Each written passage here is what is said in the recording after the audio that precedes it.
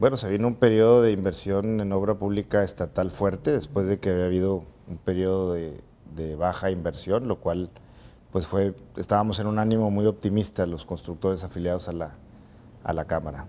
Sí, bueno, pues básicamente las obras que hacían los titulares de la prensa eran los grandes drenajes pluviales que financió Servicios de Agua y Drenaje de Monterrey, la presa Rompepicos, el puente atirantado, la carretera Cadereyta Allende. Esas eran las obras grandes, además de que hubo muchas obras pequeñas por todo el estado.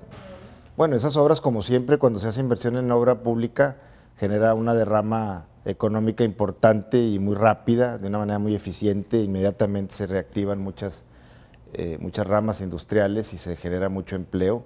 Y básicamente ese es siempre el acierto de cuando las administraciones públicas deciden hacer inversión en infraestructura. En ese periodo que hubo un cambio de gobierno, estaba de gobernador el licenciado Fernando Canales, y luego él renunció en un cierto momento y lo relevó el licenciado Fernando Elizondo. Entonces, en una revisión, digamos, de finanzas públicas, se decidió cancelar dos obras que estaban en proceso muy importantes, que eran la presa Rompepicos y la carretera Cadereyta Allende. Y entonces, pues fue tarea de los constructores y su representación aquí en la CEMIC hacerle ver al gobierno y a la opinión pública, porque pues la opinión pública también incide en las decisiones que luego toman los gobernantes, hacerles ver que ya cancelarlas no nos iba a ahorrar mucho dinero del dinero público, más bien iba a costar más caro entre indemnizaciones y amortizaciones aceleradas de inversiones que se habían hecho para hacer esas obras. Y se hizo una lucha muy civilizada en medios y un diálogo muy entendido con las autoridades del gobierno estatal, y finalmente no se cancelaron, lo cual, pues cuando vino el huracán Alex, se demostró en 2010, se demostró que esa presa Rompepicos funcionó bien, porque si no, los efectos que hubiera habido aquí en aguas abajo en el río Santa Catarina hubieran sido devastadores, más que cuando el huracán Gilberto, ¿no?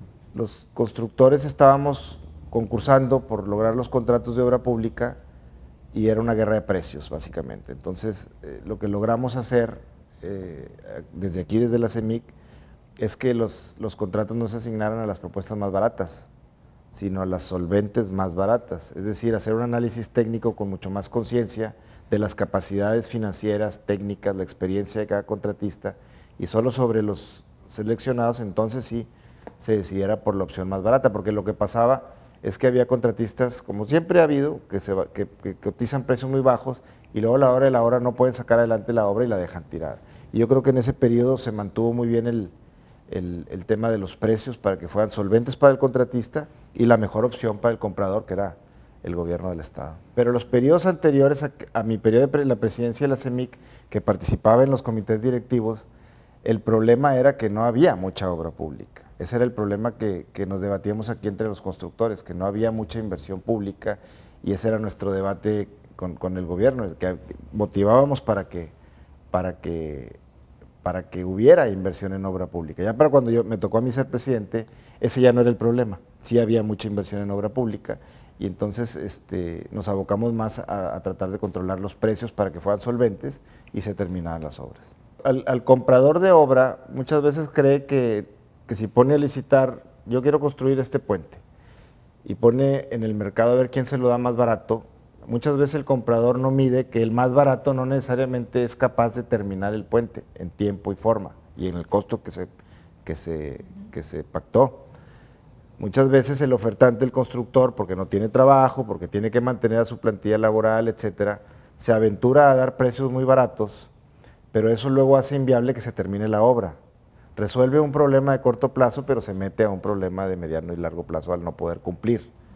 Y entonces, hacer entender esa situación al comprador de obra, que es el gobierno del estado, en este caso, pues implica tener este tipo de diálogos y convencerlos de que no asignaran las obras necesariamente a los más baratos, sobre todo cuando había mucha diferencia. Y también evangelizar un poco aquí al interior de los afiliados de la CEMIC, de no cotizar con precios que fueran insolventes. Es muy común en la construcción cotizar con precios insolventes, y luego lo único que pasa es que las obras no salen o acaban saliendo más caras de lo que uno pensaba, ¿no? La Rompepicos, la carretera Cadereyta-Allende, el puente atirantado fue motivo de debate durante ese periodo. Todas las obras públicas importantes siempre son motivo de debate público. Siempre. La Macroplaza, la presa de Cerro Prieto, la presa del Cuchillo, el acueducto del Cuchillo, y me refiero al uno, no al que se está construyendo ahora. Todas las obras en donde la opinión pública puede opinar, pues merecen debate, porque siempre estadísticamente unos van a estar a favor y otros van a estar en contra y se crea esta discusión. Pero pues así son las obras públicas, hay que hacerlas adelantándonos a cuando se van a requerir, tanto de prevención de inundaciones como esa presa Rompepicos, o el tema ahora de que nos falta el agua, pues desde cuándo que nos deberíamos haber preocupado por hacer un acueducto que trasvase agua de la cuenca vecina donde sobra a esta donde nos está haciendo falta, y ahora estamos con urgencias como este acueducto 2 del Cuchillo o la presa Libertad, etc. Entonces esas obras siempre causan mucha polémica, y yo creo que es función de la Cámara, representando a los constructores, a los desarrolladores de infraestructura, pues hacer entender o transmitir el cómo es la cosa a la opinión pública y a los representantes en el gobierno, ¿no? Que son los que toman las decisiones. El puente atirantado, el puente de la Unidad, el debate consistía en esto, había dos posiciones. Como tenía un componente arquitectónico muy marcado, pues un puente icónico, había quienes decían, estamos invirtiendo mucho dinero en el adorno, en la parte arquitectónica, más que hacer un puente que cruce el río. Y más si es un puente seco, pues ¿por qué no construirlo cimentándolo desde el piso del río, siendo que no corría el agua? Porque se construyó como si llevara agua.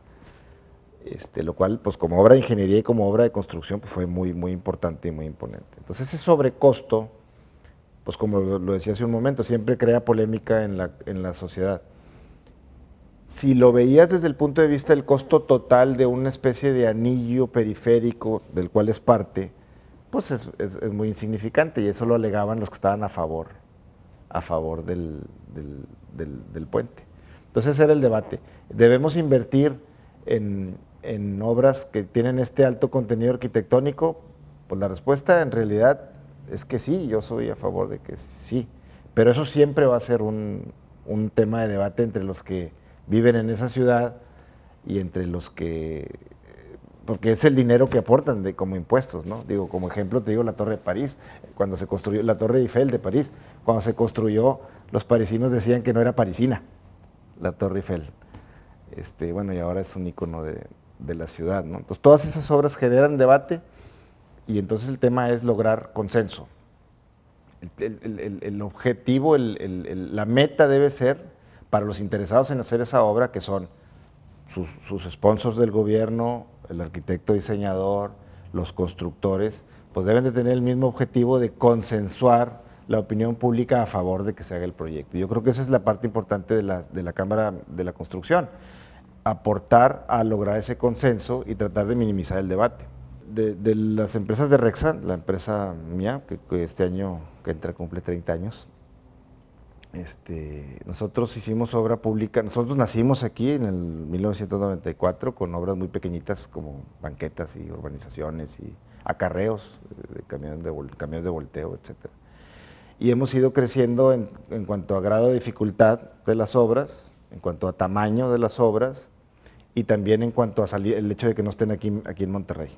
Hemos salido al mercado nacional, ahora internacional, también estamos trabajando en Bogotá, en Colombia, haciendo temas de infraestructura hidráulica, básicamente. Hemos hecho mucha obra de infraestructura hidráulica, hemos hecho obra ferroviaria, hemos hecho hospitales, edificios de departamentos, pues ya prácticamente todo tipo de obra. Obras icónicas, así muy significativas, yo enlistaría el túnel emisor Poniente 2 de la Ciudad de México. Es un túnel de 8 metros de diámetro que drena el agua pluvial del Valle de México hacia el estado de Hidalgo. Es una obra de ingeniería muy importante, el tuneleo muy importante. Mencionaría, pues estamos construyendo hoy la planta potabilizadora de agua de La Laguna, que es una obra, además de muy importante, va a satisfacer la necesidad de agua de toda la zona de La Laguna, lo cual pues es importante. estamos trabajando en la línea ferroviaria transísmica, que es el tren que cruza el istmo de Tehuantepec, desde Coatzacoalcos a Salina Cruz. Eso yo creo que también va a tener mucho impacto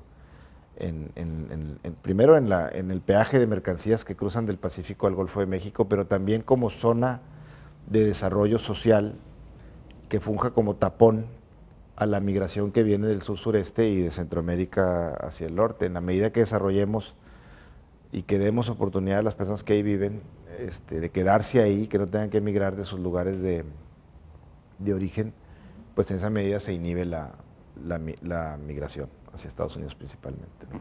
Yo creo que lo más importante de obra civil definitivamente tienen que haber sido los drenajes pluviales de esos que comenté que hizo Agua y Drenaje. La ciudad se inundaba en su tiempo y había una necesidad de inversión de hacer varias excavación a cielo abierto, varios conductos para drenar el agua en muchas zonas donde se inundaba. Y Agua y Drenaje, que tenía mucho dinero en ese entonces, se decidió en el gobierno del licenciado Fernando Canales que fuera quien financiara esas obras, que en realidad no le tocaban a Agua y Drenaje, son más bien del gobierno del estado, pero bueno, Agua y Drenaje es el que incurrió en esta inversión y yo creo que esas son las de mayor impacto de las que hicimos aquí en Monterrey. Bueno, y ahora el Cuchillo 2, el acueducto del Cuchillo 2, tan celebrado, ahí estamos también. Somos parte del grupo de contratistas regiomontanos que estamos trabajando en ese acueducto. Por toda la ciudad, en San Nicolás, en Guadalupe, en el municipio de Monterrey. Por toda la ciudad hubo tendidos, excavaciones muy grandes a cielo abierto porque eran unas conducciones con un área hidráulica muy, muy grande y por toda la ciudad. Estuvimos abriendo calles por todos lados. Mira, lo que te comentaría más bien es que esas inversiones de drenaje pluvial en realidad luego son necesarias por una deficiente planeación urbana. El hecho de que haya que drenar mucha agua para que no se inunden los asentamientos humanos es porque los asentamientos humanos se asentaron donde no debían, ¿sí? Y no se previó cuando se construyeron que tarde o temprano viene el agua y nos inundamos. Entonces, lo mismo pasa con la construcción de avenidas que luego se llenan de tráfico con las instalaciones de suministro de energía eléctrica o de suministro de agua potable. Mientras el desarrollo urbano no se haga con la fuerza que se requiere, porque luego los desarrolladores tienen más fuerza que la autoridad normativa, y entonces los desarrolladores pues construyen sus edificios de departamentos, construyen sus asentamientos para vender vivienda, y la autoridad normativa de desarrollo urbano no guarda estas previsiones, y entonces vienen unas inversiones correctivas que salen muy caras, como esos drenajes. Entonces, yo creo que también es función para el futuro de la CEMIC ser partícipe en el desarrollo urbano, no solo para hacer la obra, sino para hacer la obra bien planeada, que con el dinero que hay hoy hagamos obra, que no nos quite dinero en el futuro haciendo las obras correctivas, como los drenajes pluviales. Sí, pues muy polémico, es un acueducto del mismo tamaño que el acueducto que ya existe y con la misma capacidad, que son 5 metros cúbicos por segundo. Hace poco se echó a andar una terminación, digamos, una primera etapa de ese acueducto, con capacidad de conducir 1 metro cúbico por segundo. Uno se pregunta, ¿y por qué no los 5 metros cúbicos si ya está hecho todo el tubo? Bueno, pues porque conducir ese volumen de agua en esa longitud, el tema de la presión es un tema que hay que gestionar correctamente. Entonces, conducir 1 metro cúbico por segundo, el puro tubo lo puede hacer. Pero el segundo, el tercero, el cuarto y el quinto metro cúbico por segundo genera unas presiones a lo largo del acueducto que requiere obras que gestionen esas presiones, como las torres de oscilación, como las válvulas de admisión y expulsión de aire. Entonces lo que se echó a andar fue el acueducto, el propio tubo. Y para llenar ese tubo, si uno saca su área por su longitud, el volumen es tal que a 1 metro cúbico por segundo de velocidad de llenado se tardaba 4.5 días. Más los tanques de sumergencia que había en el camino, más algunos protocolos de llenado de la tubería que había que guardar, y entonces por eso tardó como 7, 8 días en llenar el tubo, es decir, en que saliera de allá y llegara acá.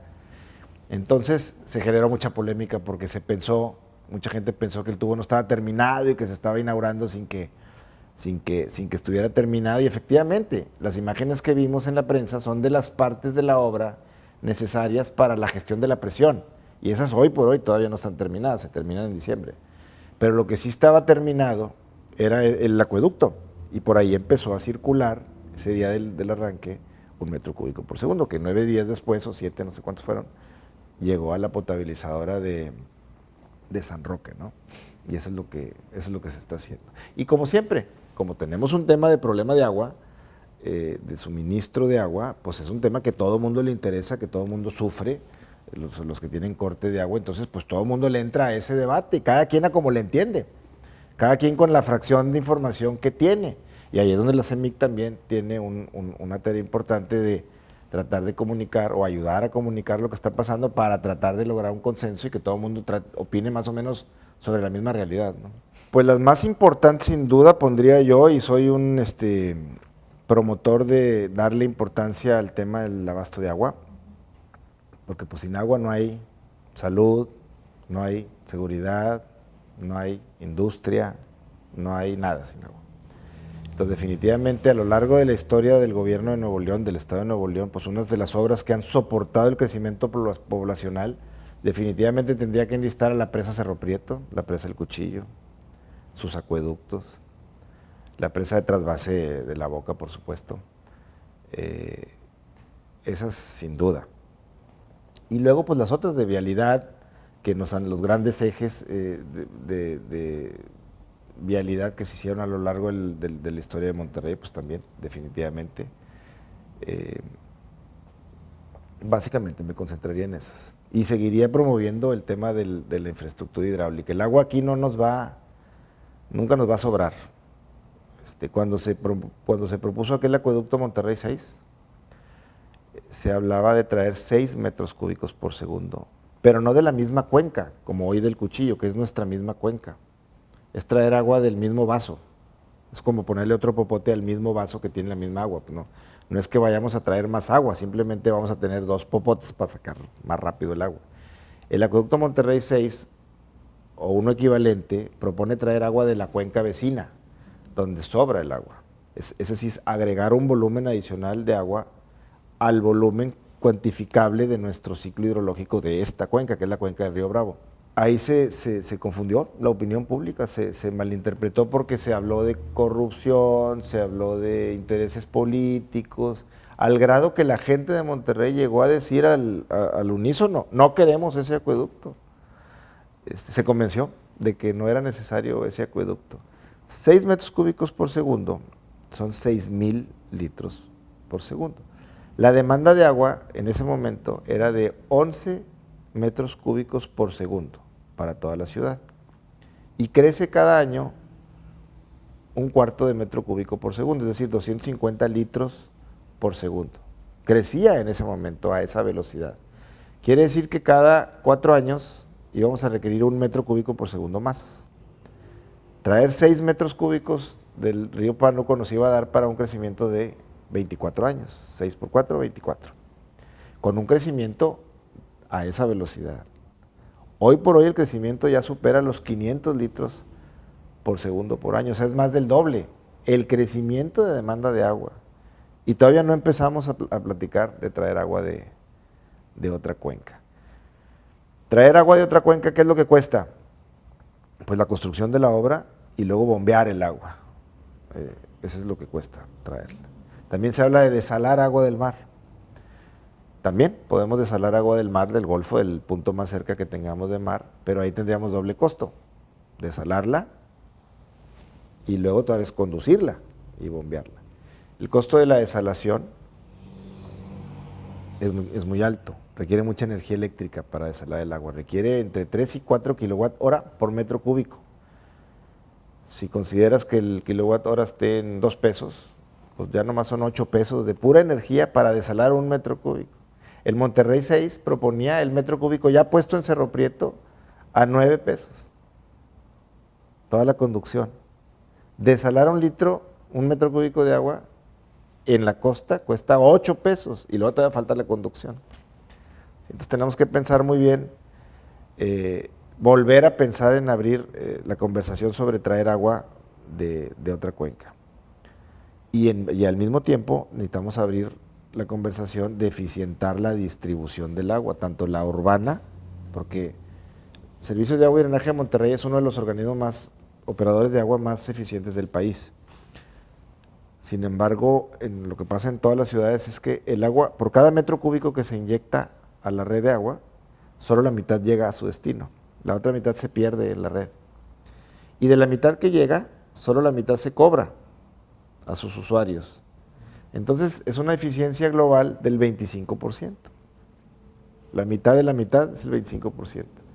Que un organismo como Servicios de Agua y Drenaje de Monterrey, o los equivalentes en las otras ciudades, solo cobran el 25% del agua que proveen. Entonces, con esos ingresos, nunca tienen solvencia suficiente para hacer las inversiones que se requieren para drenaje, para potabilización, para tratamiento y para el propio abasto.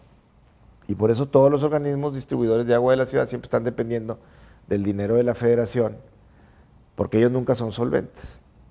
Entonces, hay que hablar de la eficiencia en la distribución urbana del agua, de los trasvases, de las nuevas fuentes como es la desalación, y donde mejor se invierte el dinero para ahorrar agua o recuperar agua del ciclo hidrológico de una cuenca es en la tecnificación del campo. A iguales montos de inversión, se recupera 6 veces a 1 los volúmenes de agua en la eficiencia del campo, en lo agrícola, que en las ciudades. ¿Qué es tecnificar el campo? Pues hay de todos los niveles, desde nivelar una parcela para que el agua rodada abarque toda la parcela y no se vaya por un lado, hasta lo más caro que sería el riego por goteo, que requiere mucha inversión, pasando por microaspersión y por otros sistemas de riego. En la medida que hagamos inversiones en el campo para eficientar el riego agrícola, vamos a tener recuperación de volúmenes, de nuestro volumen del ciclo hidrológico de nuestra cuenca, y vamos a poder dar mejor aprovechamiento al agua. Entonces, repasando, tecnificación del campo,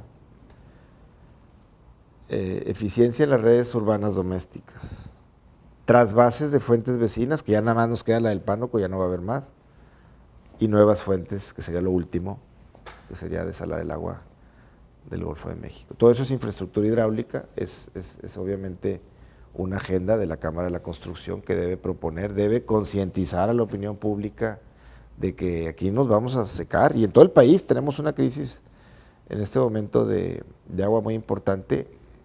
Vamos a ver en el futuro mayores y más frecuentes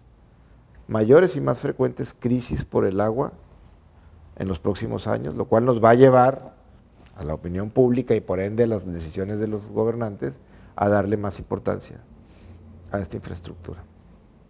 Que haber sido presidente de la Cámara de la Construcción en Nuevo León, pues cuando yo tenía 31 años, pues fue definitivamente uno de mis momentos en la vida más importantes y más honrosos, todos los sentidos, profesionalmente, políticamente. Aquí hice muchos de mis mejores amigos que todavía siguen siendo, y bueno, pues esto es lo que somos, constructores, y aquí seguimos.